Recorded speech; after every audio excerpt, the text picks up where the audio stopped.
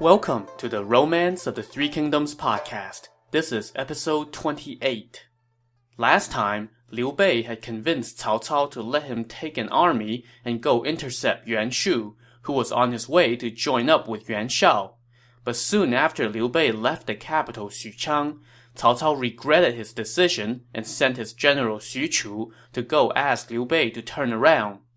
When Xu Chu caught up, Liu Bei told him, "Thanks but no thanks. A commander in the field doesn't have to follow an order from his lord, so what are you going to do about it, aside from turning around and going home?" Well, Xu Chu, who was not exactly the brightest bulb on Cao Cao's staff, thought to himself, "The prime minister has always been on good terms with Liu Bei. Besides, he did not order me to come start a fight. I will just relay Liu Bei's message and figure it out from there." So Xu Chu took his leave and went back to tell Cao Cao what happened. When Cao Cao heard the report, he could not decide how to proceed. His advisors Cheng Yu and Guo Jia, however, were sure that this was a sign that Liu Bei had turned on him.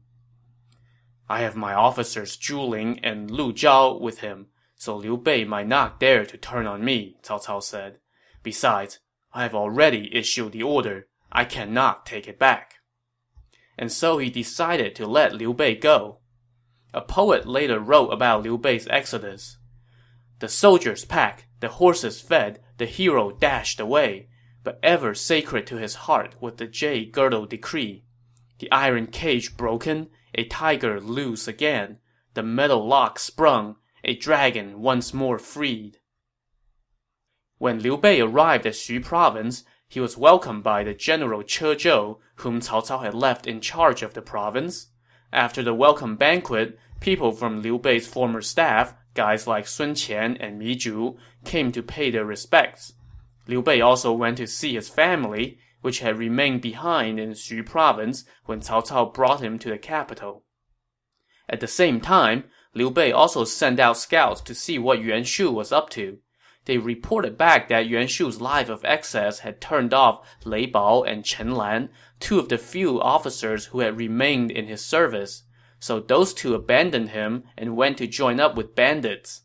With his forces dwindling, Yuan Shu wrote to Yuan Shao, saying that he was willing to cede the throne to his cousin.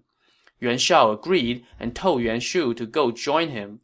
So Yuan Shu had packed up his army and his imperial regalia, and he was now approaching Xu province on his way to Hebei, Yuan Shao's base of power. Upon receiving this intel, Liu Bei ordered Guan Yu, Zhang Fei, Zhu Ling, and Lu Zhao to lead 50,000 troops to intercept Yuan Shu. They ran smack dab into Yuan Shu's vanguard, led by the general Jiling. Now Jiling was the guy who had led a previous invasion against Liu Bei. Zhang Fei did not forget about that, and when he saw Jiling, he did not even bother with the typical "surrender now" routine. He just rode forward and started fighting. Within 10 bouts, Zhang Fei, with a loud roar, stabbed Jiling and killed him, and Jiling's army fled. Yuan Shu now personally came up to meet the enemy. Liu Bei divided his army into 3 forces, with Zhu Ling and Lu Zhao on the left, Guan Yu and Zhang Fei on the right, and Liu Bei himself in the center. When the two sides faced off, Liu Bei scolded Yuan Shu. "You traitor! I am here by the emperor's decree to take you down. If you surrender now, you might receive some leniency." "You mat weaver and sandal peddler! How dare you disrespect me so!" Yuan Shu shot back, and he directed his army to charge forward. Liu Bei ordered his men in the center to fall back, while his flanks charged out and slaughtered Yuan Shu's army. Bodies of Yuan Shu's men covered the field, and their blood flowed like rivers. Countless survivors simply fled. And just to make sure everything that could go wrong for Yuan Shu did go wrong, his provisions were then stolen by his former officers turned bandits Lei Bao and Chen Lan. So now Yuan Shu was in a real pickle. He could not go forward to join up with Yuan Shao. He thought about going back to his former base of power, Shouchun, but was afraid that he would be harassed by bandits again now that his army has been shattered. So he holed up in the city of Jiangting. All he had with him now were about 1,000 men, most of whom were old and weak. It was midsummer, and they soon ran out of food. All they had left now were about 30 pecks of wheat. And Yuan Shu, in a display that seemed to contradict everything we know of his character as described in the novel, gave these last few morsels of food to his soldiers rather than to his own family, and numerous members of his own clan ended up starving to death. One day, Yuan Shu simply could not swallow the rough grains anymore, so he asked his cook for some honey water to quench his thirst. His cook answered, "There is no honey, only blood." Upon hearing this, Yuan Shu sat up on his bed, let out a big cry, and fell to the floor. He then spat up a huge amount of blood and died. So much for his imperial ambitions, but our pretender to the throne did get his own poem to go out on. In the last days of Han, weapons clashed in every quarter. The misguided Yuan Shu, lost to all sense of honor and forgetting the service rendered by his forefathers, madly aspired to declare himself emperor, resting his outrageous claim on the possession of the seal, and arrogantly boasting he had the design of heaven fulfilled. In the end, he begged for a little honey water but was denied. Alone on his bed, he spat blood and died.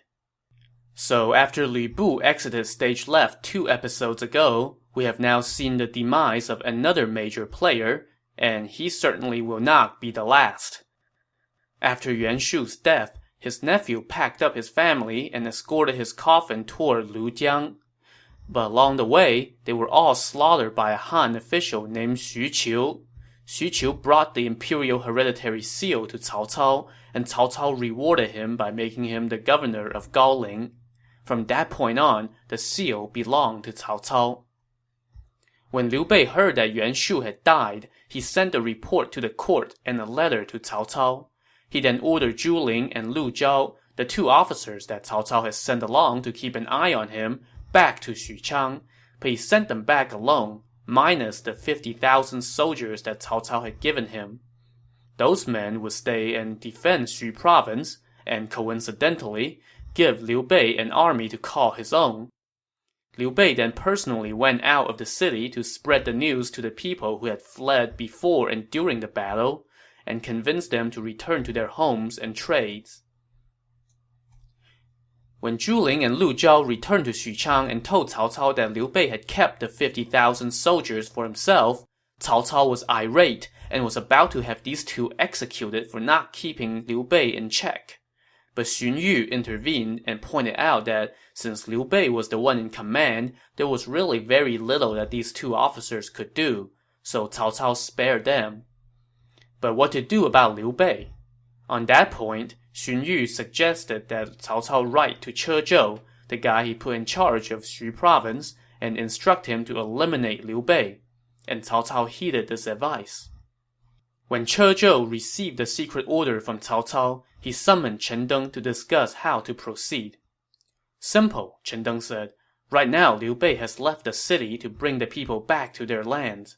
He will be back any day now. You can lay an ambush by the outer wall of the city and pretend to be welcoming him back. When he approaches, you can kill him with one swing of your sword. Meanwhile, I will direct our men on top of the city wall to keep his army at bay with arrows." Che Zhou agreed and proceeded as Chen Deng suggested. There was just one minor problem here. In case you forgot, Chen Deng, even though he officially worked for Cao Cao, was in his heart loyal to Liu Bei. So he went home and told his father Chen Gui about this, and his father told him to go let Liu Bei know.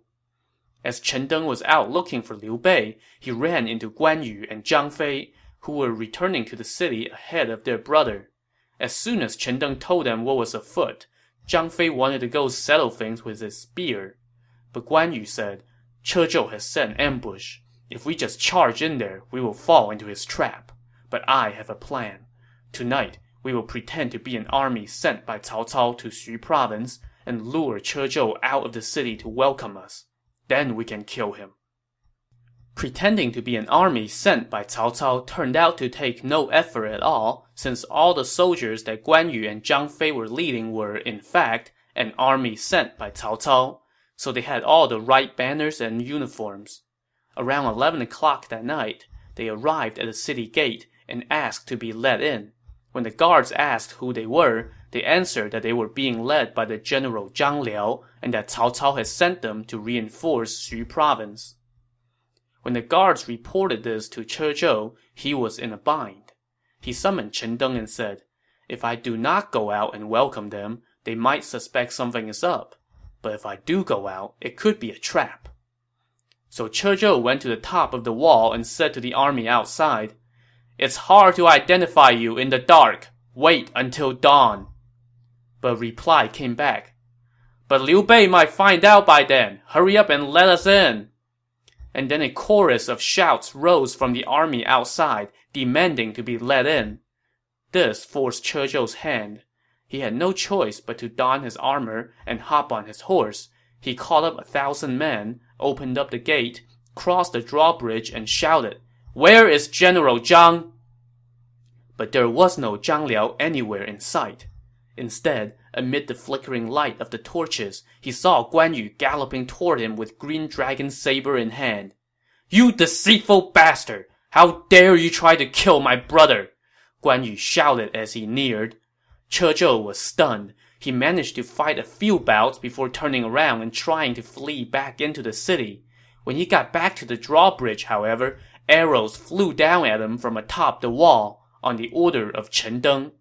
So Che Zhou turned and tried to flee around the city, but Guan Yu caught up to him and cut him down with one stroke. Guan Yu then chopped off his head and shouted to the guards on the city wall, "Che Zhou was a rebel. I have slayed him. You are all innocent. Surrender and you shall be spared." At this, all the soldiers in the city laid down their arms, and order returned. In the morning, Guan Yu went out to meet Liu Bei with Che Zhou's head in tow. He explained what happened, and Liu Bei was unsettled. "What will we do if Cao Cao comes looking for revenge?" he said. "Then Zhang Fei and I will take him on," Guan Yu replied. Well, in any case, it was too late for regrets now. Liu Bei proceeded to enter the city, whereupon he was greeted by the city's residents, all kneeling along the side of the streets. When he arrived at the administrative office, he went looking for Zhang Fei. Well, guess what Zhang Fei had been up to? While Guan Yu was out greeting Liu Bei, Zhang Fei took it upon himself to go slaughter Che Zhou's entire family, which, was just a little excessive. "You have killed Cao Cao's trusted general. He will not let that go," Liu Bei said to his brothers. "I have an idea," Chen Deng said. "The only person that Cao Cao fears is Yuan Shao, who now controls 4 provinces, has millions of troops, and many advisors and officers. Why don't you write to him and ask for help?" "I have never had any interaction with him," Liu Bei said. "Besides, I just defeated his cousin. Why would he want to help me?" "There is a man here whose family has been connected to the Yuans for 3 generations," Chen Deng said. "If you get him to write the letter, Yuan Shao will definitely come." The man that Chen Deng was referring to was named Zheng Xuan, a reputed scholar. He was so learned and refined, in fact, that even the servant girls in his house could quote from the Book of Odes, a famous literary work.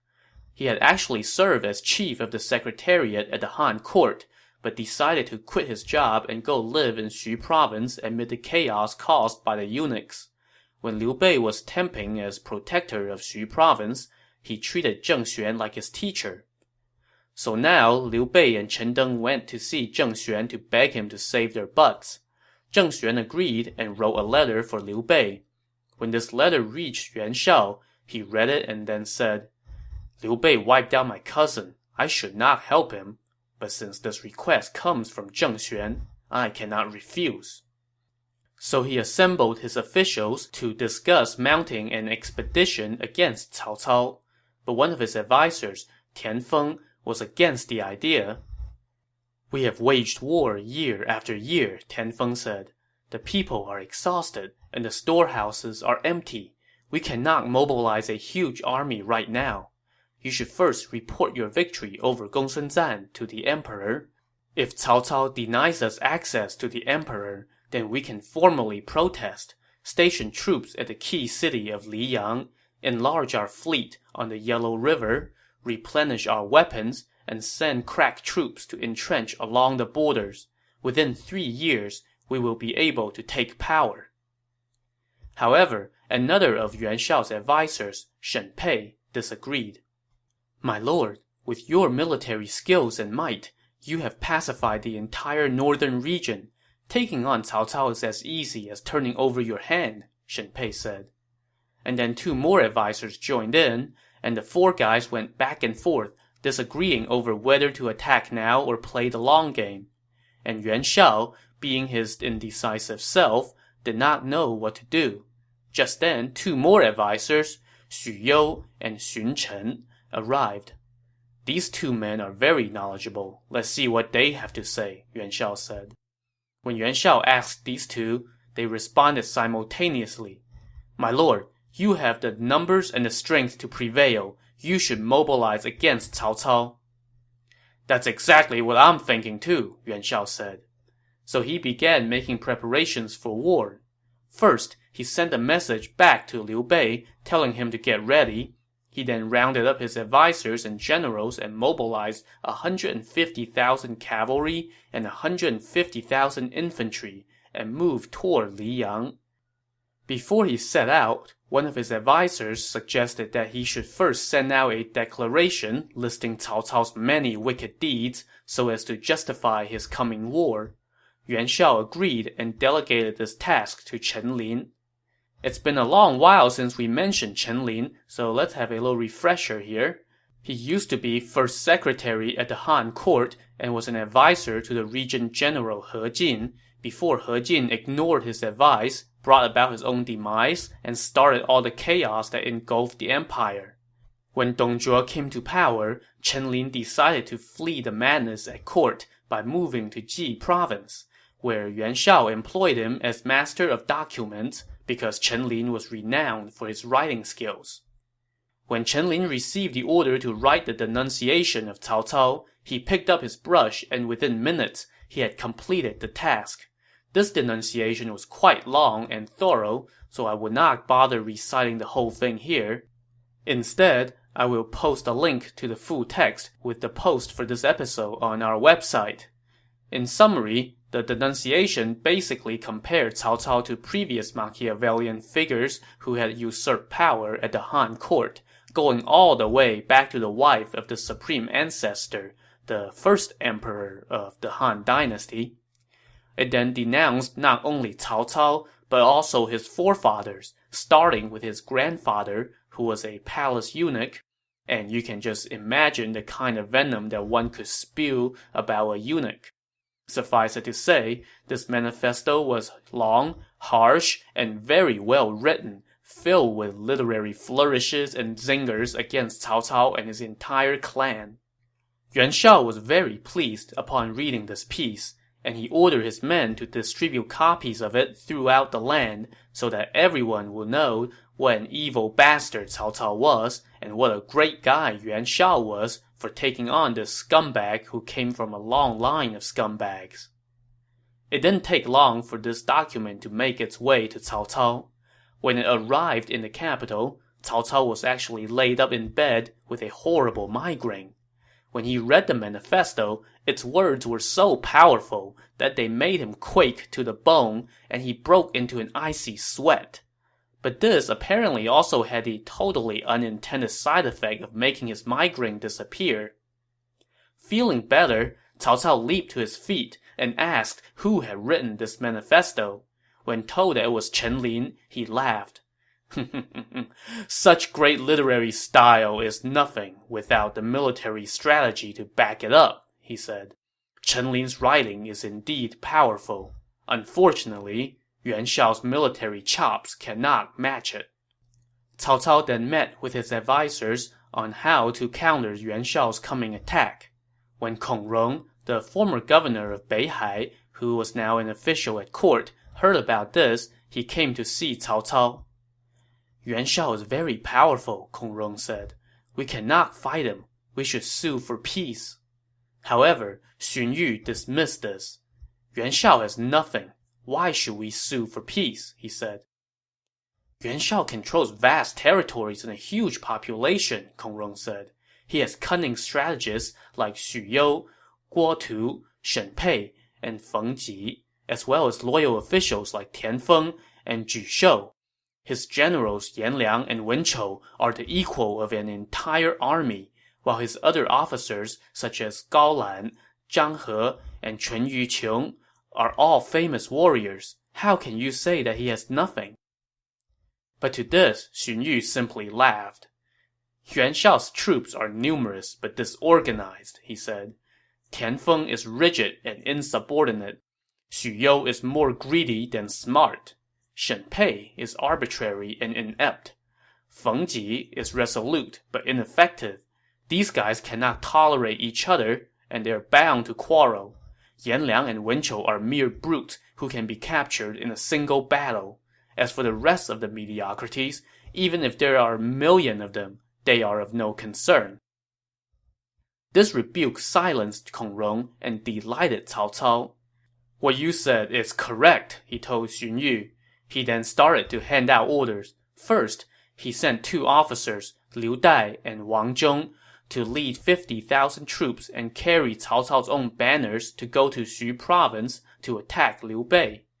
Now this Liu Dai used to be the imperial protector of Yan province, but when Cao Cao took over that territory as his base of power, Liu Dai surrendered to him, and Cao Cao kept him on as a low-level official. And now he's sending him and Wang Zhong to basically serve as a decoy and keep Liu Bei at bay. But one of Cao Cao's advisors, Cheng Yu, had his concerns.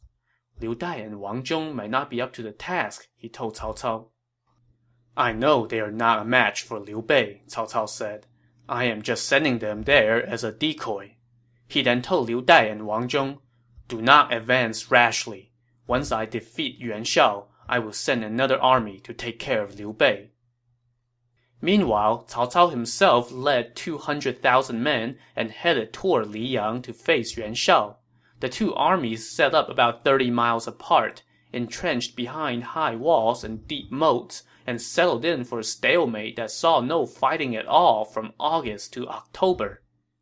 As it turned out, Yuan Shao's advisors were indeed squabbling among themselves. Xu You was not happy about Shen Pei being given command of the army, while Ju Shou was pouting about Yuan Shao ignoring his ideas, so they all took to quarreling with each other rather than thinking about advancing on Cao Cao's forces. And by now, Yuan Shao was surprised, having second thoughts about this invasion business, and he also did not really want to press the issue. This got to the point where Cao Cao said, the heck with this. He left Zhang Ba, one of Lu Bu's former generals who had surrendered to him, to keep an eye on Qing and Xu province. He ordered Li Dian to garrison on the river and put Cao Ren in command of the main army, which was stationed at the key location of Guandu. With these arrangements in place, Cao Cao led part of his forces back to the capital. So we'll leave Cao Cao and Yuan Shao in their stalemate for now, and check in on Liu Dai and Wang Zhong, the 2 guys that Cao Cao sent to Xu province to make Liu Bei think that Cao Cao was there in person. The 2 of them stopped 30-some miles outside of Xu province and set up camp. In the camp, they flew Cao Cao's banners, but they did not dare to advance. All they did was send out scouts to Hebei to see what was going on between Cao Cao and Yuan Shao. For his part, Liu Bei was not quite sure what Cao Cao was up to, so he did not dare to make a rash move either, and instead settled for sending out men to see what the situation was in Hebei. After this went on for a while, Cao Cao suddenly sent a message ordering Liu Dai and Wang Zhong to attack. Well, neither of these guys were particularly eager to go take on Liu Bei and his brothers.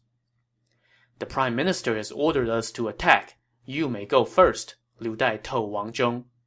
But the prime minister sent the order to you, Wang Zhong said.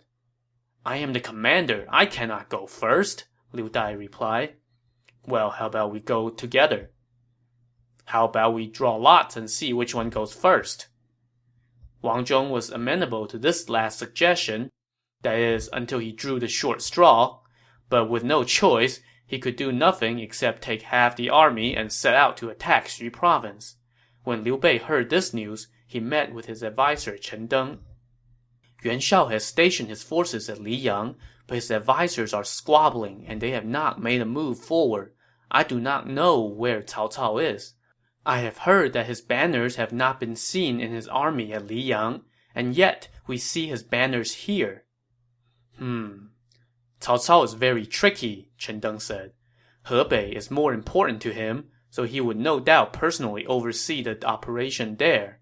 He is intentionally not showing his banners there, and is instead showing them here, as a decoy. I am guessing he's not here.